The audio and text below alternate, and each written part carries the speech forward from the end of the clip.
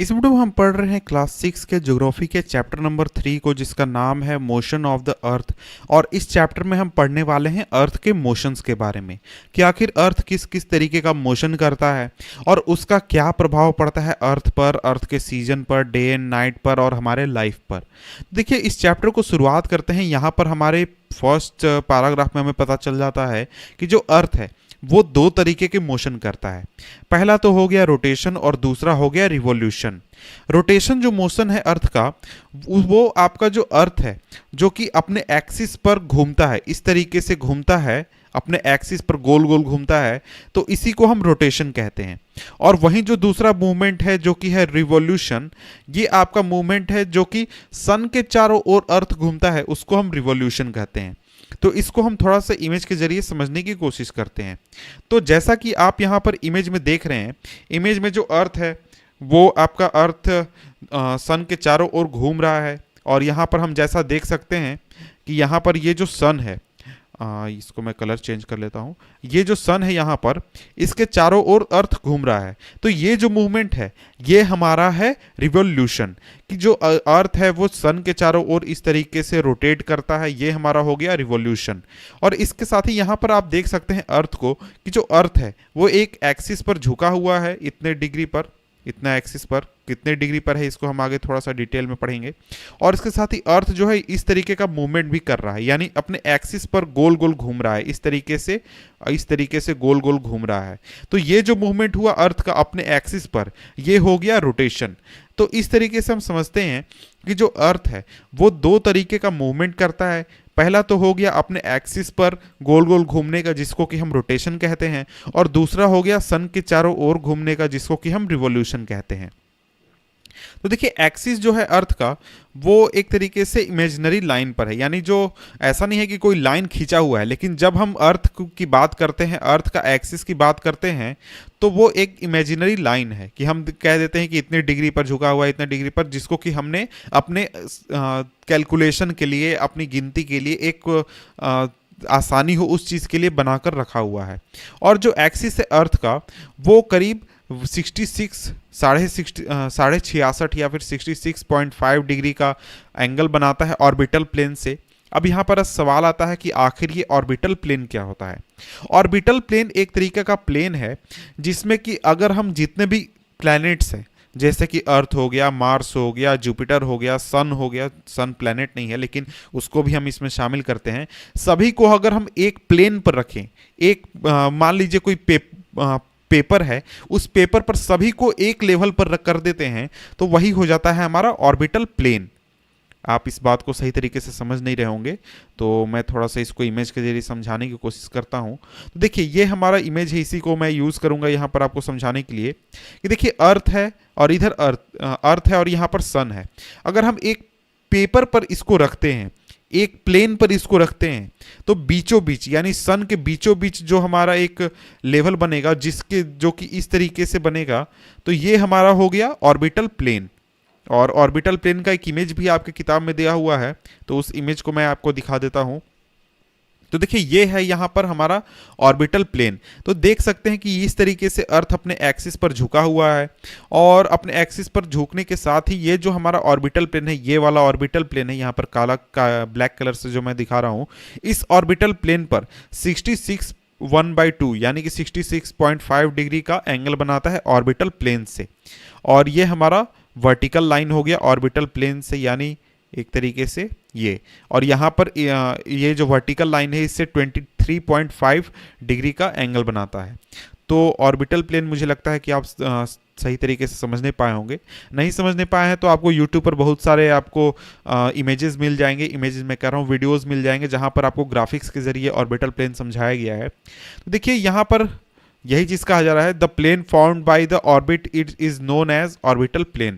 तो देखिए, जो अर्थ है वो सन से लाइट को रिसीव करती है, ये तो आपको पता ही होगा, लेकिन हम ये भी जानते हैं कि जो अर्थ है उसका जो स्ट्रक्चर है वो स्फेरिकल स्ट्रक्चर है, और इस स्फेरिकल स्ट्रक्चर की वजह से एक समय में जो अर्थ है उसका आधा हिस्सा ही सनलाइट को रिसीव करने पाता है, और जो हिस्सा सनलाइट को रिसीव करता है उस वहां पर उस समय में डे हो रहा होता है, और उसके साथ ही जो दूसरा हिस्सा है जहां पर सनलाइट रिसीव नहीं होने पाता है वो वहां उस हिस्से में नाइट रहता है, यानी कि दिन और रात अर्थ पर अलग अलग जगहों पर एक साथ होते हैं। और जो सर्कल इस डे और नाइट को डिवाइड करता है ग्लोब के ऊपर, उसे हम सर्कल ऑफ इल्यूमिनेशन कहते हैं। इल्यूमिनेशन का मतलब आप जानते ही होंगे कि एक तरीके से रोशनी या फिर प्रकाश होता है। तो यहाँ पर इस इमेज के जरिए आप इस सर्कल ऑफ इल्यूमिनेशन को समझ सकते हैं।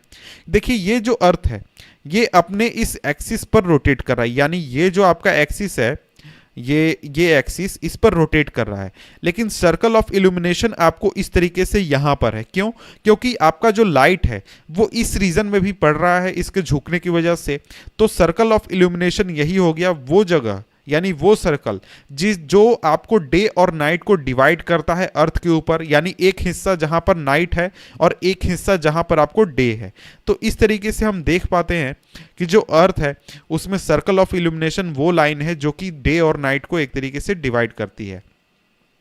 और यहां पर ये लिखा गया कि ये सर्कल जो सर्कल ऑफ इल्यूमिनेशन ये आपके एक्सिस के साथ कोइंसाइड कभी नहीं करती है, करती है 1-2 दिन करती है वो स्पेसिफिक डे पर, लेकिन नॉर्मली ये नहीं करती है। तो इस तरीके से आप देख सकते हैं सर्कल ऑफ इल्यूमिनेशन आपका इधर है और आपका एक्सिस इधर है, तो ये एक दूसरे पर कोइंसाइड नहीं कर रही है। और जो अर्थ है उसको करीब 24 घंटे लगते हैं एक रोटेशन करने के लिए अपने एक्सिस पर, यानी अपने जगह पर इस तरीके से गोल घूमने के लिए उसको 24 घंटे लगभग लगते हैं। और ये जो आपका पीरियड है रोटेशन का इसको हम अर्थ डे कहते हैं, यानी इसका नाम है अर्थ डे, जो समय लगता है एक चक्कर लगाने में। और ये अर्थ का डेली मोशन होता है, यानी जो एक दिन हम मानते हैं वो इसी आधार पर मानते हैं कि जितना समय अर्थ को लगता है एक चक्कर अपने एक्सिस पर लगाने में। इसके बाद अगर हम आगे बढ़ते हैं तो आगे हम यहां पर देख सकते हैं कि सवाल आपसे पूछा गया है कि अगर अर्थ अपने एक्सिस पर रोटेट ना करे तो क्या होगा, उसका क्या प्रभाव पड़ेगा। तो देखिए ये इसका प्रभाव ये पड़ेगा कि जो पोर्शन अर्थ का जो पोर्शन सन को फेस करेगा वहां पर हमेशा डे होगा, और इसके साथ ही जो पोर्शन जहां पर जो सन को फेस नहीं करेगा वहां पर हमेशा नाइट होगा। यानी कि जिस तरफ सनलाइट होगा वहां पर आपको हमेशा वार्म होगा, गर्मी होगी, बहुत ही ज्यादा गर्मी हो जाएगी, और जहां पर डार्कनेस होगा, जहां पर सनलाइट जिस हिस्से में नहीं पड़ेगा वहां पर आपको कोल्ड बहुत ज्यादा हो जाएगी, फ्रीजिंग कोल्ड हो जाएगी। और इसलिए इस तरीके के जो एक्सट्रीम कंडीशन है वहां पर आपको एक सरवाइव करना, जिंदा रहना एक तरीके से पॉसिबल नहीं होगा, यानी लाइफ वहां पर पॉसिबल नहीं होने पाएगा, वहां पर लोग जिंदा नहीं रहने पाएंगे। यहां पर इसके बाद रिवॉल्यूशन की बात की गई है कि दूसरा मोशन जो है अर्थ का जिसको कि हम रिवॉल्यूशन कहते हैं। तो रिवॉल्यूशन के बारे में थोड़ा सा हम जान लेते हैं और उसके क्या इफेक्ट होते हैं ये देख लेते हैं। तो देखिए अर्थ को 365 डेज और 6 आवर्स 1/4 डे, एक दिन आपका 24 तो 1/4 आपका 6 आवर हो गया। 365 डे और 6 घंटे आपको लगते हैं सन के चारों ओर चक्कर लगाने में, लेकिन हम 365 डेज को ही मानते हैं कि 365 दिन लगते हैं अर्थ के चक्कर लगाने में, और 6 जो हमारा 6 घंटा है उसको हम इग्नोर कर देते हैं, उसको हम काउंट नहीं करते हैं। लेकिन 4 साल जो हम देखते हैं कि 4 साल हमारा होता है, 4 साल के बाद लीप ईयर होता है, तो लीप ईयर में हम 6 × 4 यानी कि 6 × 4 बराबर 24 आवर्स, यानी कि एक दिन, तो एक दिन हम एक्स्ट्रा बढ़ा देते हैं फरवरी में, तो इस तरीके से उसको भी हम काउंट कर लेते हैं। तो यहाँ पर यही चीज़ बताया गया कि जो फरवरी है उसमें नॉर्मली 20 डेज का होता है, 28 डेज का, लेकिन 29 डेज हम बढ़ा देते हैं हर 4 साल पर। क्यों? क्योंकि वो 6 आवर्स जो है उसको हम काउंट कर रहे होते हैं। तो इस तरीके से हमारा लीप ईयर का कंसेप्ट भी आप समझ गए होंगे। और यहाँ पर आपसे कहा जा रहा है कि आप फाइंड कर सकते हैं कि अगला लीप ईयर कब आने वाला है। तो देखिए यहाँ पर बात बताया जा रहा है कि 3.3 फिगर जो है उसको हम देखेंगे, उससे क्लियरली हमें ये पता चलता है कि जो अर्थ है वो सन के चारों ओर एलिप्टिकल ऑर्बिट में घूमता है। तो देख लेते हैं ऑर्बिट। तो इस तरीके से ये जो ऑर्बिट है ये एलिप्टिकल ऑर्बिट है, यानी कि यहाँ पर जो अर्थ है वो ऐसा नहीं कि सर्कल में घूमता है, वो एलिप्टिकल ऑर्बिट में घूमता है। यानी कि एक इस तरफ हम देख सकते हैं दूरी काफ़ी ज़्यादा है और इस तरफ इसके कंपैरिजन में दूरी काफ़ी कम है।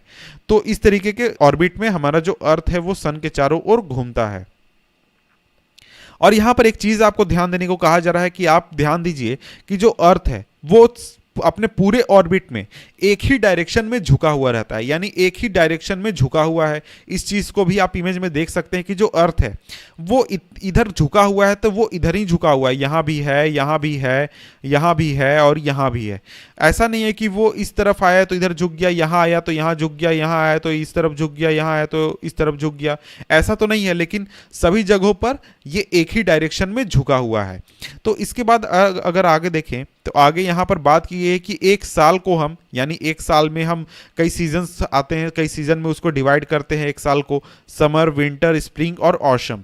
तो देखिए ये जो सीजन्स हैं ये चेंज करते हैं क्योंकि जो अर्थ है वो सन के चारों ओर घूमने में अपने पोजीशन को चेंज करता है, और इसके साथ ही जो सन की दूरी है अर्थ से वो हमेशा चेंज होती रहती है।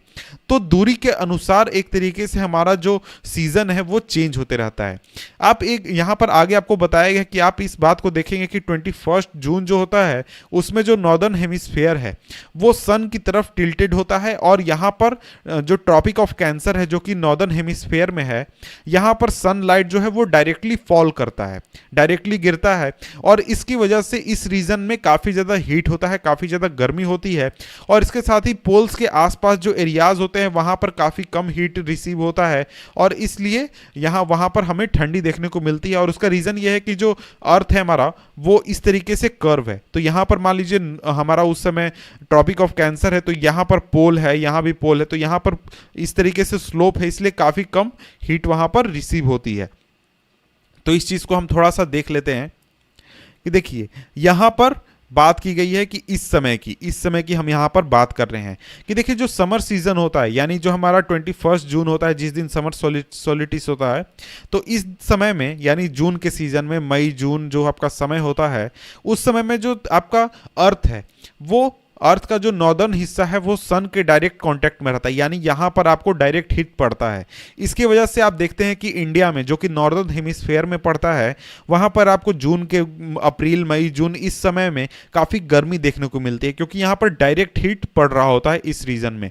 और इसके साथ ही जो आपका सदर्न हेमिस्फीयर होता है, सदर्न हेमिस्फीयर में आपको डायरेक्ट हीट नहीं पड़ रहा होता है, वो सन से काफ़ी दूर होता है, इसलिए नीचे का जो रीजन है वहाँ पर काफ़ी आपको ठंडा होता है, इस समय में काफ़ी ठंड होती है अप्रैल मई जून के सीज़न में, और आपका नॉर्दर्न हेमिस्फीयर में काफ़ी गर्मी होती है, काफ़ी हीट होता है। तो अभी जो गर्मी का सीज़न है उसका रीज़न ही यही है कि वो सन के काफ़ी नज़दीक है अर्थ अभी इस समय में। और इसके साथ ही यहाँ पर एक चीज़ बताया गया है कि जो आपका आर्टिक सर्कल है वो आपको 6 मंथ के लिए वहाँ पर डे लाइट होता है, यानी कि वहाँ पर दिन ही होता है, और 6 महीने के लिए रात ही होता है। वो कैसे, ये चीज़ हम थोड़ा सा देख लेते हैं।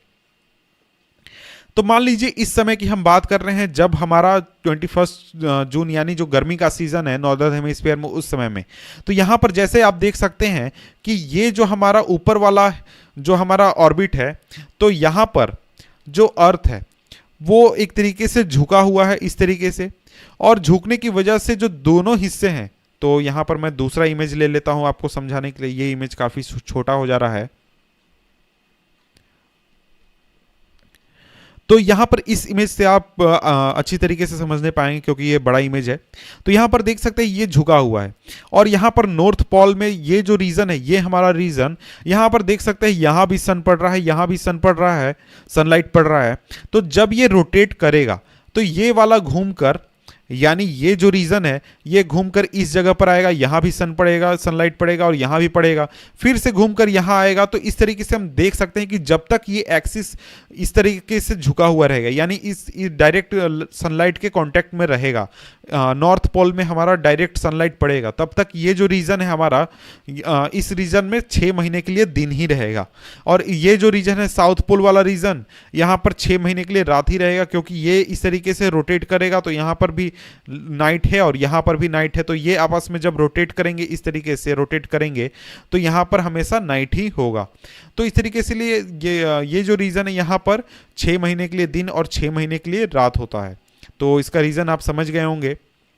इसके बाद अगर हम आगे बढ़ें तो आगे यहाँ पर बात की गई है, यहाँ पर वही बात बताया गया कि क्योंकि नॉर्दर्न हेमिस्फीयर में बहुत बड़ा हिस्सा है जहाँ पर डायरेक्ट सनलाइट पड़ रहा है, इसलिए इस रीजन में समर होता है, इस रीजन में, इक्वेटर के नॉर्थ में।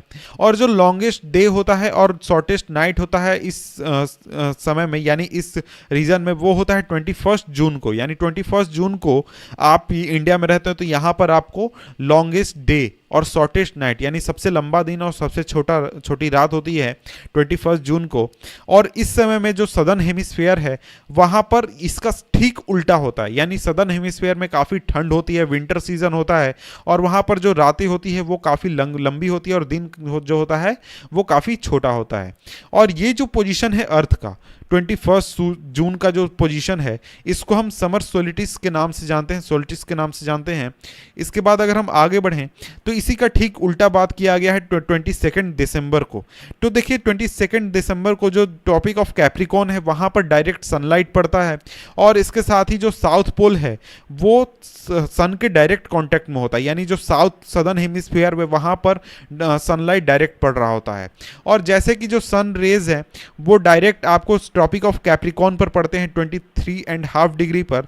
तो देखिए सदर्न हेमिस्फीयर का बहुत बड़ा हिस्सा जो है वो सनलाइट रिसीव करता है और वहाँ पर बहुत ही ज़्यादा गर्मी होती है, और वहाँ पर लॉन्गर डेज होते हैं और शॉर्टर नाइट्स होते हैं। और ठीक इसका उल्टा होता है नॉर्दर्न हेमिस्फीयर में। और ये जो पोजीशन है अर्थ का, इसको हम विंटर सोल्स्टिस के नाम से जानते हैं। और इसके साथ ही यहाँ पर आपको ये बताया गया कि क्या आप जानते हैं कि ऑस्ट्रेलिया में जो क्रिसमस सेलिब्रेट किया जाता है वो समर सीजन में सेलिब्रेट किया जाता है। यानी कि आप जब यहाँ पर ठंड मना रहे होते हैं, आप जब चाइना में या फिर आपको जापान में ठंड होता है, उस समय में ऑस्ट्रेलिया में काफ़ी गर्मी होती है। और इसके बाद आगे बढ़ें तो 21 मार्च और 23 सितंबर को डायरेक्ट सनलाइट पड़ रहा होता है इक्वेटर पर, यानी इक्वेटर जो सेंटर है अर्थ का, सेंट्रल लाइन है, उस पर पड़ रहा होता है। और इस पोजीशन में कोई भी पोल जो है वो सन के सामने नहीं झुका हुआ रहता है, यानी कोई भी पोल जो है वो सन के नज़दीक नहीं होता है। और इस वजह से पूरा जो अर्थ है वहाँ पर इक्वल डे और इक्वल नाइट होता है। और इस दिन को कहा जाता है इक्विनॉक्स, यानी जो हमारा 21 मार्च है और 23 सितंबर है, ये हमारा इक्विनॉक्स होता है। और 23 सितंबर को ऑसम सीजन होता है नॉर्दर्न हेमिस्फीयर में और स्प्रिंग सीजन होता है सदर्न हेमिस्फीयर में। और 21 मार्च को ठीक इसका उल्टा होता है। तो इस चीज़ को थोड़ा सा हम इमेज के ज़रिए देखने की कोशिश करते हैं।